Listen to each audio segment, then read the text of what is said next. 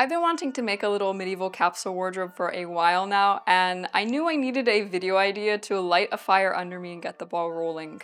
A capsule wardrobe is essentially a small collection of garments that can be mixed and matched together to form different looks, and it dawned on me, if I could challenge myself to wear medieval fashion for 30 days, I'd probably get a huge portion of the capsule wardrobe hand-sewn. I'm actually recording this intro at the very end of the 30 days, so hello from the future, and I already know exactly how the challenge went, but I won't spoil it for you. Before starting this video, I didn't exactly have that many medieval garments to wear, only a couple, which means that I'll be hand-sewing new garments throughout the 30 days. My completed capsule wardrobe is going to consist of 8 pieces, 4 made of linen and 4 made of wool. And that way they'll be suitable for 3 seasons, and they can also be layered with an additional coat or cloak for winter. The medieval period is a pretty vast range of time, so I'm going to focus on mostly mid to late European medieval fashion for this capsule wardrobe. For a big project like this, I needed to have a concrete plan, and that's where the sponsor of this video, Milanote, comes in. Milanote is a free-to-use tool for organizing creative projects, and as someone who tends to be a very visual person, I love how easy it is to keep track of all the moving parts by seeing them right in front of you. I used Milanote to organize my capsule wardrobe ideas, and one of my favorite features is actually that you can copy and paste images onto the board, so that way you don't have to clutter your desktop with saves. I was able to just drag and drop the images onto the screen and then use their caption feature to put the source link so I wouldn't forget where it came from. And I could even toggle it on and off to hide the big bulky link to make it just look like pretty pictures.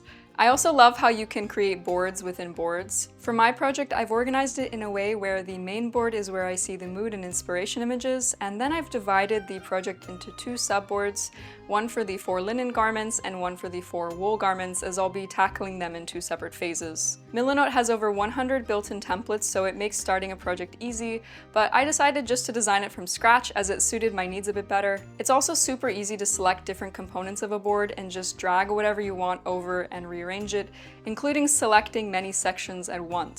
When I was planning the fabric swatches, I used a dropper tool on the fabric websites to figure out what color they were, and then I could easily transfer that color onto Milanote by typing the number from the dropper, and the swatch would automatically transform on the board. It felt like magic, honestly. I found this so cool. For each of my garment sections, I've organized them into columns, adding little notes about what I need to do, as well as a task list to track the progress of each garment, and finally the swatch, all the links I'll need for ordering, and reference images from medieval manuscripts. If you happen to be working on a collaborative project and not just working alone like I am, you can invite your team to gather important feedback and collaborate with their simple sharing features. Milanote is available for free with no time limit, so sign up for a free Milanote account using the link in the description. Thank you so much to Milanote for sponsoring this video, and now let's jump into day 1 of 30 days wearing medieval fashion.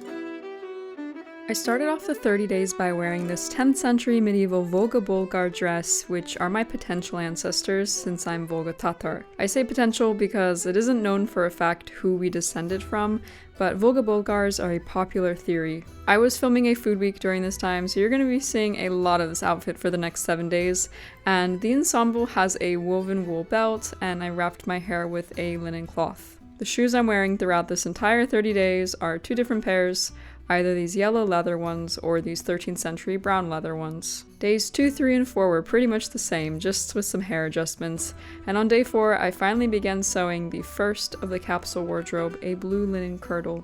I began by taking the kirtle pattern I drafted back in 2023 and traced it onto the fabric until I was happy with the overall shape and the angle of the sides and center seams. This kirtle style consists of 4 pieces that get joined at the sides and the center, front, and back. I also cut out an extra set of body pieces to line the bodice portion for extra support, and I was done with sewing for the day. Days 5 and 6, my outfit was again the same, and I kept on sewing the kirtle both days, this time adding tailor's tacks to all the kirtle pieces, which is a surprising amount of work, and then I basted the fitted parts of the pieces together, and I started to backstitch the less fitted parts until I was ready for a first fitting. I could tell I already needed the garment to be tighter, so I basted in quite a dramatic curve to see how it would be, and it ended up being too much, so for the final fit I reduced the basted adjustment by about half. For day 7, I actually mixed things up a little bit. It was too hot to wear my only other medieval outfit at this point, a wool kirtle, so I still wore my Bulgar dress, but I wore my natural wavy hair and paired the outfit with a leather belt, my Turkic beaded earrings, and a Hellenic style necklace. And that unique streak was done because by day 8, I was already back to the same outfit as the first week. I really need to get this linen kirtle finished so I can wear it. On day 9, I worked a lot more on the kirtle, so I ended up just wearing historical undergarments, which is a smock that my lovely friend Devin, who owns the wonderful clothing company Baseborn, made for me as a gift. It's more of a 16th or 17th century style and not 15th century style smock, so I guess technically not medieval, but the simple shapes are very similar. I am wearing a smock again today, and yes, I am going out in this smock too, because I've been working so much on this kirtle that I have to constantly keep putting it back on and off and trying it and then not trying it anymore and working on it, so there's just no point in putting on another kirtle to then just have to unlace all the spiral lacing. And I want to show you the progress because, yeah, it's looking really good. So what I've done is I've lined the bodice with an additional layer of linen. Oh no, did I? Oh yeah, it is inside out. Okay, good. It stops right about here, and that's just so that way it'll be like even more formed. And the eyelets will go up to here. My plan is to make the eyelets now. Maybe do a bit of bust adjusting, but I need to get the eyelets in place first. That way everything will be tight here, and then I can make these final adjustments on the side seams. I know my outfits these days haven't been too exciting, but what I am making is exciting. By candlelight, I started on the first of many eyelets to go, using an awl to make a hole, and then finishing the opening with some linen thread. Day 11 started off bright and early with even more eyelets. Alright, I'm wearing Volga Bulgar 10th century clothing again, because, yeah, I kind of forgot how long it takes to hand sew 46 eyelets. I've done about 15, I believe. It's just taking so long, and also just having the patience for it too. You can see them here. They're all really turning out pretty nice, I think, but yeah, just taking a really long time. So my plan tomorrow is actually to cut my next dress, which is going to be more of a loose-fitting European medieval style dress. And the reason I'm doing that is because I don't want to put pressure on myself to just only sew eyelets for the next 2 or 3 days. And so I want to kind of have another project that I can make some progress on, so I have another outfit to wear and don't just have to keep showing you the same outfits again and again. And also just to keep on building my capsule wardrobe goal as well, because otherwise I think I might drive myself mad. We don't want that. Alright, well, there's the exciting update for the day. I'm going to go and keep on making more eyelets. On day 12, it finally cooled down enough for me to wear my pink wool kirtle. I made this kirtle back in 2023, and I love it a lot and I wear it often, weather permitting. The color of the fabric is definitely super wealthy medieval person due to the rarity of such vibrant purple producing dye stuffs, and since I couldn't bear the thought of looking at another eyelet today, I got to drafting the second garment of the capsule wardrobe, a rust linen coat. For all the new patterns I'm drafting throughout these 30 days, I used guides from the book The Medieval Tailor's Assistant, which is an amazing resource and offers wonderful guidance on drafting your own medieval clothing. I even drafted some fun angled sleeves, which made me really see the inspiration behind Victorian Lego mutton sleeves. I cut out the pieces from the fabric carefully. On day 13, I worked on both of the garments, basically switching to sewing the coat whenever I got tired of making eyelets. I backstitched the panels of the coat together, since there are a bunch of them. After 13 hours of work, I was ready to put down the needle and thread. I have spent pretty much the entire day sewing to try and get these garments going, because I have to get them done, you know, I want to wear them so badly at this point. But of course, hand stitching takes a lot of time. So far, for the second dress that I cut yesterday, I have this done, so I've sewn on the front panel and part of the side panel. It might not look like much, but it's about, I would say, 1/3 of the way done, which is pretty good. Basically, like, the neck hole will go here, and then I'll attach in the sleeves on here, and it'll all come together really beautifully. And for the kirtle, I have now done one side of the eyelets, as you can see, 23 in total. And I will do the next 23 over the next couple of days, I'm guessing. I haven't been putting that much effort into my actual clothes during the day, just wearing the usual Volga Bulgar stuff. Haven't even brushed my hair today. But I wanted to show you all that this is the reality, oftentimes, of what it is like when I'm working on a bunch of projects. And yeah, just basically hyper-focusing for the entire day on something. I am remembering to eat and drink water and all of that still though, thankfully. I'm curious how the next few days of sewing is going to go, and I'm excited for you all to see it. Day 14 was another coat sewing day, and you might recognize the cushion I'm sitting on. It's the medieval hay mattress that I slept on during the Medieval Mattress Week video. I'm using it now as a cushion for a pallet sofa, and it's super comfortable. I often end up taking a nap on it. And soon, I wrapped up another 11 hours of hand sewing on this day. Day 15 was quite stormy and dark, hence the grainy footage. So I wore the wool kirtle again, this time also pairing it up with a shawl for some additional warmth. I used to often think that medieval women didn't wear their hair down since it isn't always the most practical, and then I found so many examples of hair down in medieval manuscripts that it convinced me otherwise. I am in full medieval goblin mode today, just wearing a smock. When I'm in this hyper-focused state where I'm just sewing for hours and hours on end, I want nothing more than to just wear a smock. Well, here it is, wearing a smock, nothing new. All right, I'm gonna get back to sewing. And so I kept on sewing on day 16, backstitching all 10 long running seams on the coat. You can imagine how much time this would take. I hemmed the end of the dress, and it was getting much closer to completion. I think in all, I spent about 12 hours on this day hand sewing. It was a big one. I made such good progress with the first coat today. C-O-T-E, not C-O-A-T, since they sound exactly the same. That's nice and confusing. Look how cool this is. Look at the bottom. Look how it drapes. It's so beautiful. And I even hemmed everything as well, which took a very long time. Hemming really takes a long time. Let's see if it'll focus on the hem. So beautiful, and the drape is just so lovely. See you tomorrow.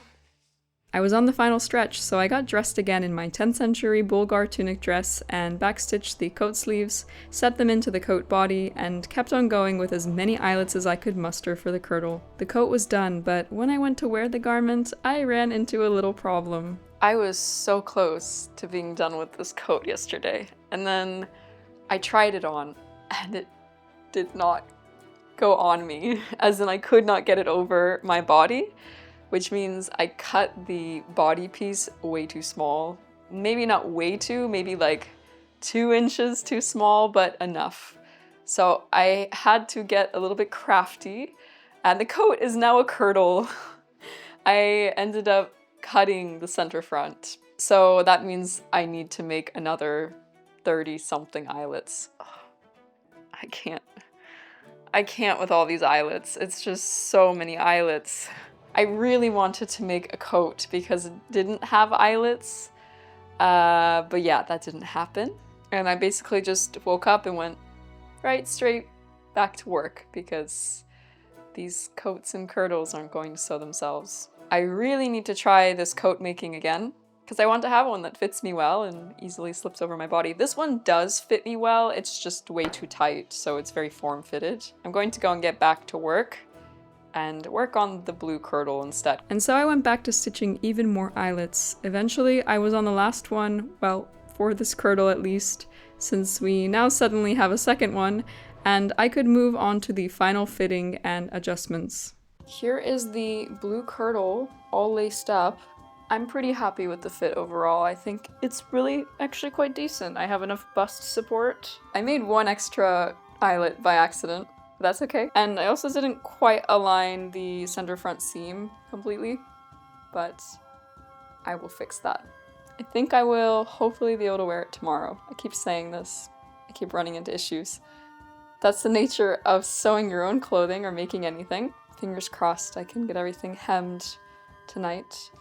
Oh my god, look at this kirtle! Look how good I got the fit. Now I still need to ease the side seams, so it's gonna be even better, but I'm really happy with how this turned out. All the fiddling and fussing with it actually paid off. Still need to give it a little hem, but that means I'm gonna wear it tomorrow for the very first time properly. Look at that fit. It's almost like corsetry. It's so well suited to my figure. I'm very impressed with how my sewing skills have evolved over the last 4.5 years. Feels amazing to be able to make garments like this after all of this time. The first garment of the capsule wardrobe done. Well, will be done. I love it, I love it, I love it. Oh, I'm so excited, I'm so excited, I'm so excited. I started off my day with finishing up the hem of the blue kirtle, and at last it was ready to wear. Honestly, I'm in love with how this garment turned out. I think I've really dialed in the fit for the pattern I drafted a while back, and working with stiff linen this time instead of wool felt like a new experience, but I think that the fabric holds up well for such a structured garment. Yet it's also unstructured. Kirtles are funny that way, they're kind of like a paradox. I went into full medieval mode on this day and even braided my hair with this cute medieval style and wrapped everything with a linen cloth. I love this new kirtle so much, and I think this goes to show just how much work goes into hand stitching your own wardrobe. Because yeah, I think in all this one took about 40 to 45 hours to hand stitch, and I'm only done with one garment of the medieval capsule wardrobe that I'm making, and it already took that much time, so you can only imagine for medieval people who also had to weave the cloth on a loom by hand, that's a lot of labor to make a single dress. Now I just need some detachable sleeves at some point, and now I have this new kirtle to wear, so I'm going to be wearing it tomorrow because I love it so much. I wore the newly completed blue kirtle again on this day, and I absolutely love how I styled my hair and how the entire outfit came together. I even got a compliment from a stranger. It was so sweet. With only 9 days left, I really wanted to at least get 1 or 2 more garments from this capsule wardrobe complete, so I spent the day power drafting and hand sewing, and thankfully I got into a flow state with the process, so it was actually a really fun and enjoyable experience and not an uphill battle. Being creative when you have a deadline and aren't in a creative mood can require a lot of discipline sometimes. I drafted out the yellow linen surcoat and cut the pieces. Then I started backstitching the long-running seams together, 4 in total. It is now evening time, and I've gotten the surcoat pieces together, and I like the way the fit is overall. There's just a few things that I'm going to change. I'm going to lower the neckline a little bit because it feels a little bit too high, and also the shoulders here, they need to be a little bit more tailored and curved, so I'm going to just bring it down a little bit here. They're just basted together right now, so I'm just gonna backstitch it and kind of follow the natural curve of my shoulder. But overall, I'm really happy with this first one, and it's really comfortable as well. For the next one I'm gonna make that is wool, I'm planning to make it wider because this one is a bit drapey, but I would like for the next one to be even more so. I reckon that I'll probably be able to get this done tonight and maybe even part of tomorrow, and then I can finally start wearing it. On day 23, I woke up early and got straight to work on finishing the surcoat because I was determined to wear this garment today. I spent about 2 hours hemming the remaining panels, as well as finishing one of the armholes and slit openings, and at last, the garment was complete.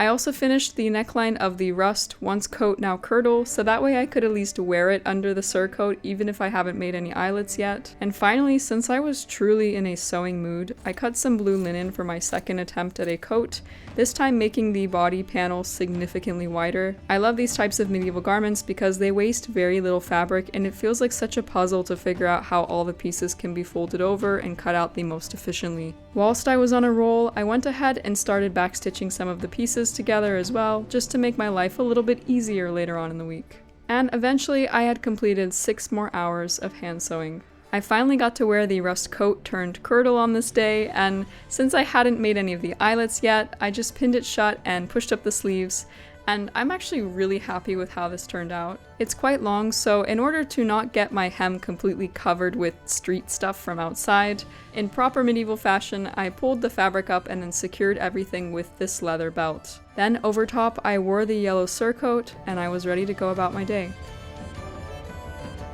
On day 24, I started off the day with a bit of hand sewing of the blue coat because I really wanted to wear it at least once before the 30 days was over. And for my outfit on this day, I wore the rust kirtle, still without eyelets, so just pinning the front and the yellow surcoat over top, except this time I wanted to try belting the entire ensemble over the surcoat to see what it would look like, and I loved it so much. I have no idea if this was actually done during medieval times, but I think it looks amazing. I also put my hair in side loop braids with a cloth covering my head. After I shot this video, I ended up spilling green smoothie all over the front of the surcoat and even a little bit at the hem of the kirtle, so everything promptly had to be washed so it wouldn't stain. The 30 days was quickly coming to an end, and after working such long hours the past few days, I knew I needed to take it easy on this day, so I didn't do any sewing. The yellow surcoat dried before the rust kirtle, so my outfit today felt like sort of a weird one. I layered the surcoat over the 10th century Volga Bulgar dress that I made. I don't really think this outfit worked, but at least I wasn't having to wear a wet kirtle. On days 26 and 27, I wore the same thing, the rust linen kirtle with yellow surcoat over top. I just wore my hair different between the 2 days. For both of the days, I also continued hand stitching the new blue coat. On day 28, I layered the surcoat over the smock and ended up with this vaguely medieval looking ensemble. Honestly, this outfit is extremely cozy, and I'm actually wearing it as I write the script.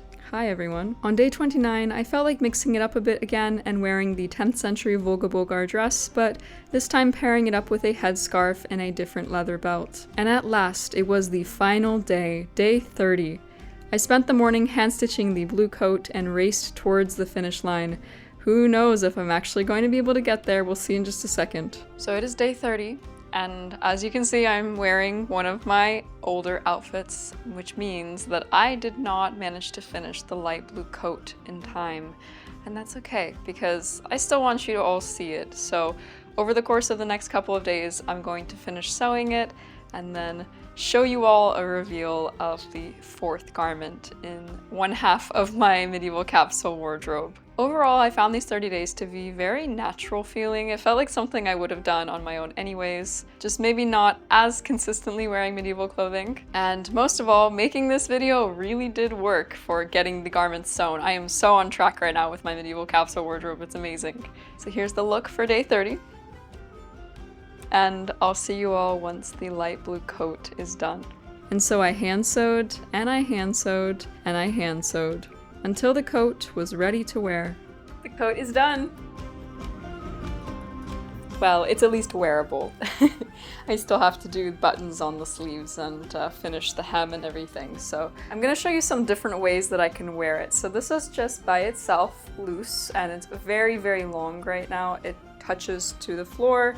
And so I will belt it to be able to lift it up, just like they did in medieval times, so it doesn't drag all over the floor. That's better. Now it's not dragging all over the floor, and it's super beautiful, and I love this color too. It's so fresh. And my hair is not the most medieval today because my waves looked so nice today, I was not going to put them up. But I'm just gonna put a scarf on my head and see if that kind of makes it look a little bit more medieval. Okay, I think that worked a little bit. And finally, I'm gonna pair it up with the surcoat so you can see just how interchangeable so many of these garments in my capsule wardrobe are. I guess that's the whole point of a capsule wardrobe after all.